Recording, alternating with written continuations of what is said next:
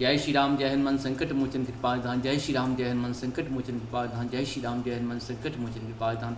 एक उंदे तुषार धवलाया सुभस्तिताया विराम भरदंडितकाया श्वेत पद्मासनाया ब्रह्माचु संकरी श्यामांग पाचु सरस्वती भगवती निषेधन। ओम श्री परमात्मा ओम श्री परमात्मा ओम श्री परमात्मा ओम श्री परमात्मा। जय हिंद जय भारत। आप सबों का स्वागत है। मैं रामरेश आपसे निवेदन करता हूँ, चैनल को सब्सक्राइब करें, लाइक करें, शेयर करें।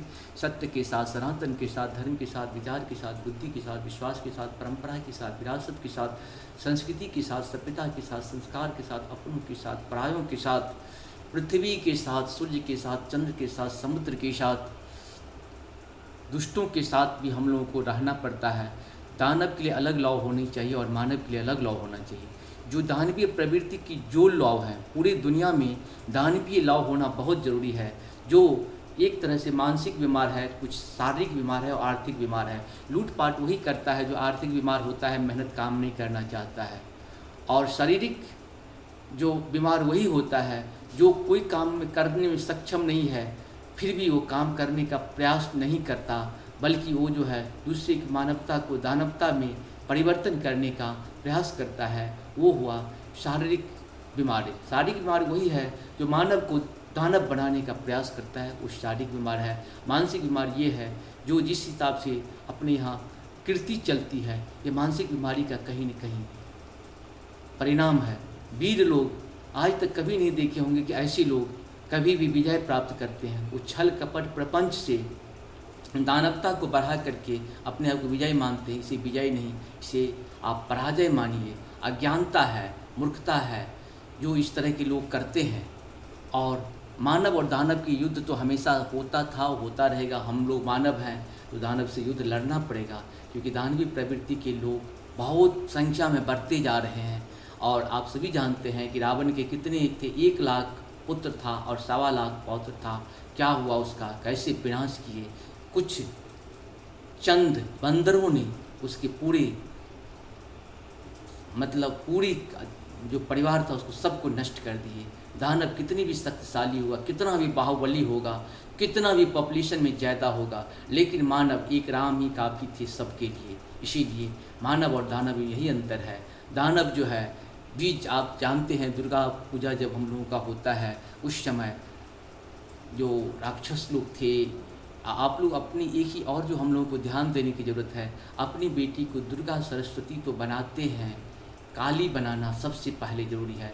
बेटी को पहले आप जो है सो काली बनाइए, इसके बाद पढ़ाई लिखाई। उसका पहला पढ़ाई तलवार चलाने से होनी चाहिए। पहला जीवन उसकी काली बन के दिखाना है। फिर सरस्वती, काली, महाकाली, महालक्ष्मी, महासरस्वती देवता अपने यहाँ इसीलिए कहा जाता है। काली का रूप ही हमारी देवी माँ बेटियों की है, बहनों की है, माताओं की है। काली रूप में हमेशा उनको प्रकट करिए, तभी जाके सरस्वती और लक्ष्मी सुरक्षित रह सकती है। इसीलिए और तब देवता लोग भी उनके साथ खड़े होंगे।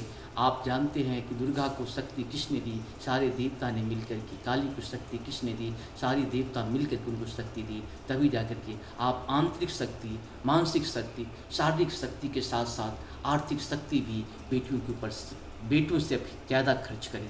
तभी जाके वो काली, पहले बेटी को काली बनाइए, बाद में आप उसे जो बनाना चाहते हैं बनाइए।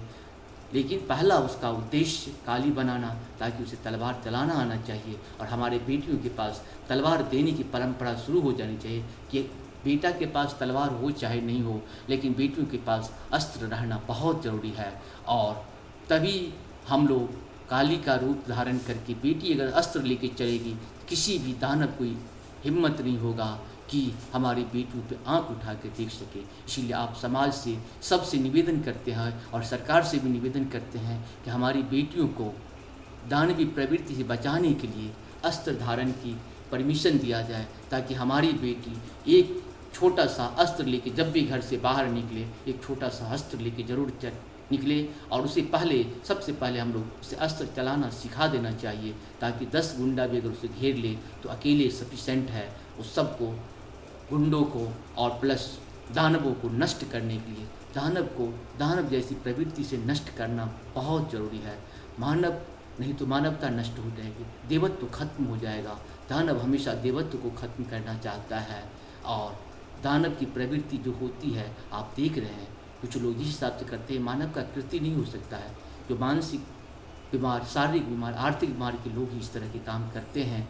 मानवता की जय हो, मानवता की जय हो, मानवता की जय हो। शुरू करते हैं आज हम लोग श्री रामचरितमानस के पाठ का दोहा 43 को पूर्ण करेंगे। इसमें सिर्फ हम लोग अवधी भाषा में ही सुनते हैं।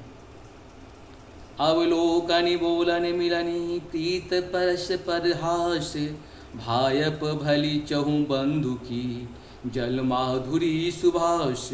मंगल भवन मंगलहारी द्रवहु सुदशरथ अजिर बिहारी, आरती विनय दीनता मोरी, लघुता ललित शुभारिन थोरी, अद्भुत सलिल सुनत गुणकारी।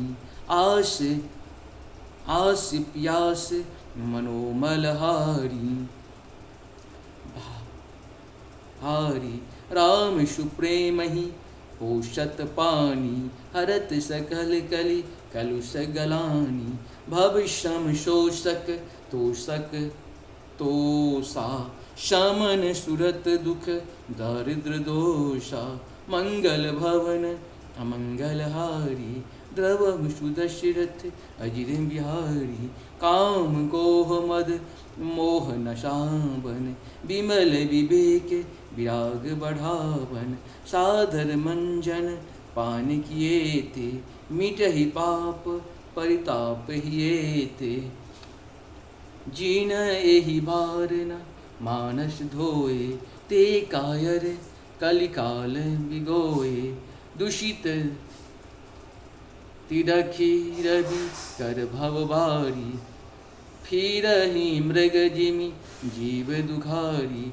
मंगल भवन अमंगलहारी, द्रवहु सुदशरथ अजिर बिहारी। मति अनुहारी सुहारी गुना, गण गनि मन अनभाई। सुमरि भवानी शंकरहि, कह कवि कथा सुहाई।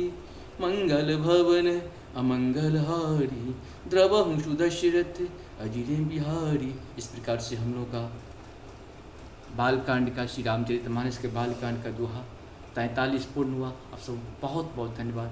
जय श्री राम, हर हर महादेव, जय हो श्री हरि।